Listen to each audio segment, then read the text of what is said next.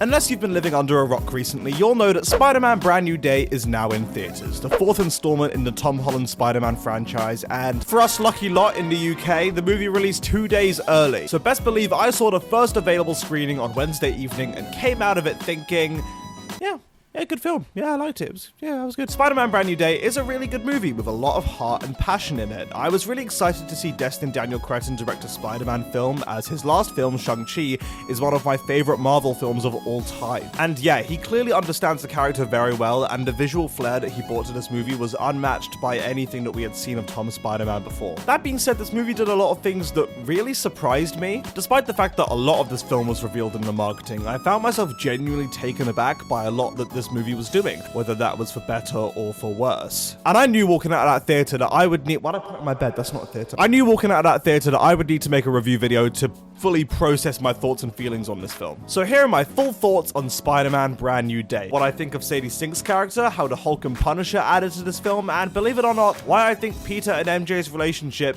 was probably the worst part of the movie. Oh boy, I'm about to get some lovely comments on this video. Anyway, before we get into it, if you are new around here, please do subscribe. Only 10% of the people who watch my videos are actually subscribed, and that's crazy to me. I spend ages on these videos. A simple subscribe would go a long way, or I will get Frank Castle to come and tell you something, alright? And let me tell you, you never want that. Okay, so since this is a Spider-Man movie, let's first talk about Spider-Man himself. In the 4 years that have passed since No Way Home, Peter has plunged himself headfirst into his work as Spider-Man. Driving down crime mates, fighting famous villains, and gaining the city's widespread approval. But in doing so, he's alienated his personal life. He's beginning to forget who Peter Parker is. His social circle boils down to his AI computer assistant and his colleague in the police force, who he only talks to about Spider-Man stuff. The whole world has already forgotten who he is, and now he's starting to as well, and that's his biggest fear. And to mirror this emotional dilemma, his powers begin mutating, making him feel even more out of control and like he doesn't know himself. This is a really emotionally provocative arc for Peter, and especially in that first act, you really feel the isolation he's experiencing because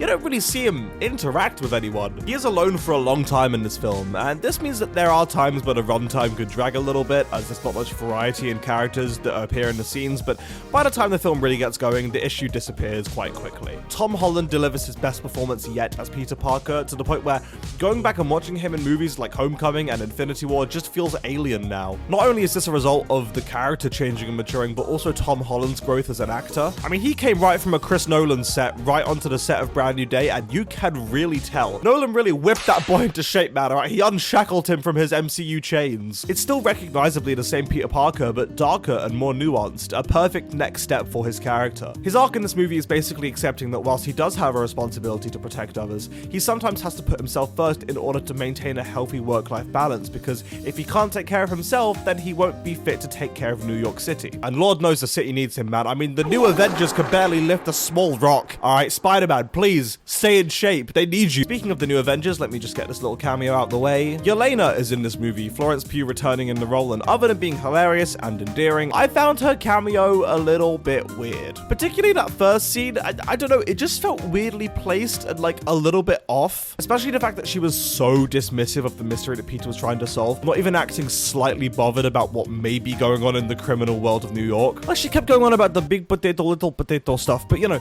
first of all, not only could Spider-Man solo all of you minor Sentry in less than 2 minutes if he wanted to, but as the leader of the new Avengers, would you not want to at least look into this a little bit? Like, especially later in the film when the plot escalates and shit gets more serious, like she just still doesn't get involved. I don't know, it just felt a bit off to me, but I'm always happy to see Florence Pugh on my screen.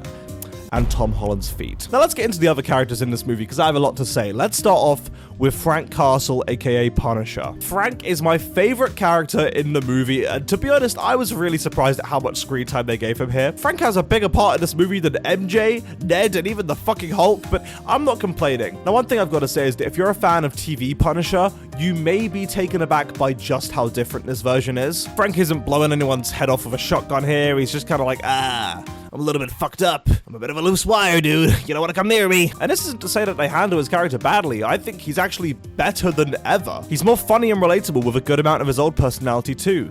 I especially like the part towards the end where Frank tells Peter to fuck off and that he's going to handle Jean Grey in his own way, aka kill her. It really shows where the moral difference between Peter and Frank lies, and despite the fact that they're friends, I like that they both have their own distinct principles and views on the world. And yeah, Peter and Frank's buddy cop dynamic is fucking hilarious. Genuinely everything that you could ever want from this team up. Frank making fun of Peter for crushing on MJ was amazing, and the funniest part of the whole film was Frank putting on Peter's mask and pretending to be him from the hospital window. I pissed myself in the cinema. That was hilarious. Jon Bernthal really killed it. He's such a great addition to the Spider-Man franchise, and I really hope that we keep getting him in these movies for many years to come. Please, Disney, just play ball, okay? Think of the fans. Don't be greedy now. Bruce Banner, aka the Hulk, is not in this movie nearly as much as I'd like him to be. He basically has 2 scenes, but he's incredible when he does appear, and I like what he represents for the story and how him inhibiting the Hulk and keeping him at bay reflects what Peter is going through. The fight scene between him and Spidey is genuinely incredible and really lets Destin Daniel Cretton loose with his creativity.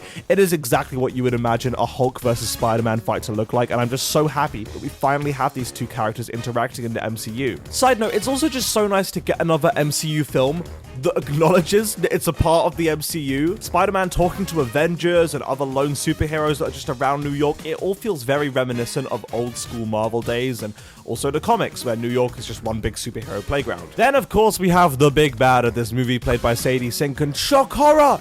She's playing Jean Grey! What? Who saw that coming? Oh, I'm fucking sick of this. Honestly, making her keep this a secret for the whole press tour was so pointless because this movie reveals it in such a casual way. Like, actually announcing that Jean Grey is a part of this film would have probably generated more hype and intrigue. And also, poor Sadie Sink being on a worldwide press tour and being fucking muzzled, like not being able to say anything about the movie that she's promoting or even the character she's playing. But anyway, she kills it in this role. I'm not hugely knowledgeable on the X-Men, but from what I do know, I like that her role in this movie not only mirrored Peter's, but made sense for her as a mutant, constantly being hunted for her abilities, being made to feel like her differences are a hindrance, and then learning how to own them as a part of herself. At least, I think that's what the X-Men are about, right? It's kind of the whole deal. I love the way that despite the fact she isn't revealed until a while into the movie, her presence is felt so deeply through her mind controlling different people in New York. Also, I've seen some hate towards Jean in this movie saying, she was straight up evil, she killed people in cold blood, and now I'm supposed to sympathize with her when she has a change of heart. I know she had a sad backstory, but this is just too far. Tony Stark was an architect of fucking genocide for most of his life. Loki did commit fucking genocide. Red Guardian child trafficked his daughters. US agent kill people in broad daylight. Marvel characters are monsters. At least be consistent with your fucking criticism. One evil thing that Jean did that did really give me chills was when she hijacked MJ's mind, kissed Peter, and then said, yeah, that's right. Hold her, Peter. Feel her. Fucked up on every single level. And yeah, as I've said, Sadie Sink bodies this role. She's so talented, and my celebrity crush. Spider-Man plus my celebrity crush.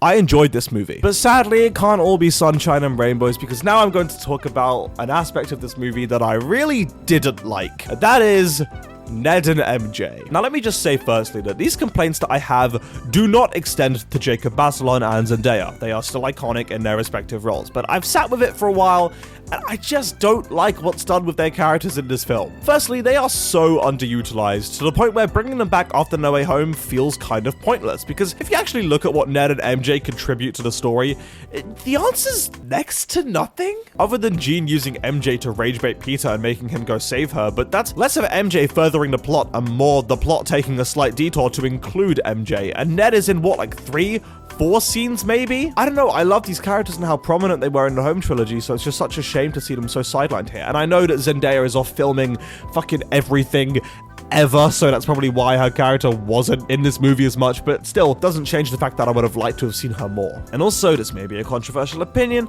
I don't really know yet, but I hate the way they went about Peter and MJ's relationship in this film. Okay, I said it, fucking fine, yep, silence. Now, I understand what's going on here. I get the scene where MJ tells Peter, I don't remember you, so I can't love you. I get that. It makes perfect sense. I mean, she just met the guy. She can think he's cool and a nice person, but she can't automatically love him. And I thought, wow, what a mature, interesting story decision. I can't wait to see where they go with this. And then they don't. That's the last time that this plot point is brought up for the rest of the movie. MJ isn't even in the fucking third act, aside from a brief moment where we see her under Jean's spell. It's a really interesting plot point to pursue, you know, it's different. It's not what we'd expect. But then they don't do anything with it, so the movie leaves you in a weird place where you've waited 5 years to see how Peter and MJ are going to rekindle their love, and then they fucking blue balls you. I'm not saying that I need Tom and Zendaya to immediately start making out and falling in love. I'm not that parasocial. I'm just saying that they really should have progressed this plot point and left the movie on a note that said, hey, maybe there's room for them to connect in the future. Maybe they get together, maybe they don't, I don't know. But as of now, we don't even have an inkling that their story is going to be continued. The movie didn't even leave it on a remote cliffhanger. They've just cut it off at a really awkward point. And also, the ending scene where Peter shakes Ned's hand, it goes into their iconic handshake, and then he automatically remembers Peter. It's bullshit. I'm sorry, it's bullshit. For two reasons, okay? Number one, do you mean to tell me that Doctor Strange's multiversal level spell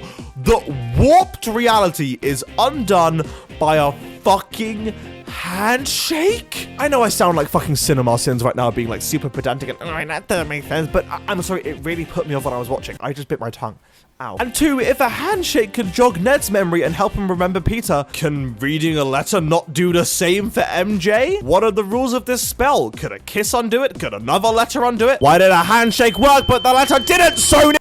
Anyway, I'm done now. Let me go back to glazing the movie now. As I've said before, I was really excited to see the visual flair that Destin Daniel Cretton would bring to a Spider-Man movie, and I was not disappointed whatsoever. Spider-Man has literally never looked better in action. The choreography in every action scene was incredible. I wish Destin got to work more with villains like Scorpion and Tombstone, and particularly Scorpion. It's a shame that he was only a part of like 2 scenes really. There are so many shots that stick out to me in this movie. This one from the trailer of the inside of Peter's mask, the shot in the prison fight where the camera basically does this, and the whole fight with Spidey versus the Hand is great. Although, that being said, it's kind of hard to believe that he would struggle so much against these guys when the movie establishes that he's already beat them once. Maybe them being mind controlled by Jean Grey gives them like a secret superpower boost or whatever, or something, I don't know.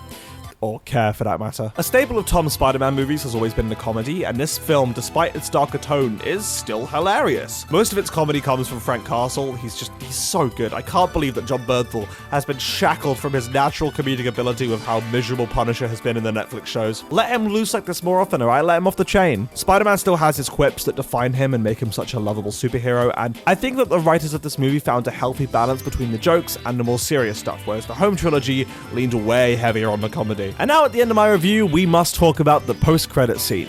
It's a really bad one. Ned's Spidey tracker thing pops up and is like, whoa, wait, where's Spider-Man gone? Oh, now he's in space and he's gonna return at some point. It's actually a step down from the Captain America Brave New World post-credit scene, where the leader is like, hey Sam, did you know that something bad's coming? And he's like, ooh, shit. People think that it's something to do with the Spider-Verse because of all the glitching, but I really don't think that's the case. I think they're just setting him up for either Doomsday or Battleworld in Secret Wars, but they just couldn't explicitly say Spider-Man will return in Doomsday or Secret Wars because this is a Sony property, and they couldn't just go promoting Disney properties in their film. Either way though, that aside, I did really enjoy this movie. I know I expressed some critiques with some decisions made in this film, but honestly my experience with this movie is still very fresh, and that could all change in the months to come. I'm not ready to put a score on this film yet. I'm just gonna sit with it for a while, watch it a couple more times, and fall in love with Sadie Sink over and over again every time. Thank you for watching this video. Again, if you did enjoy, please do subscribe and watch other videos on my channel. I promise it will be worth your precious finite time on this godforsaken planet. See you all later. Thank you and goodbye.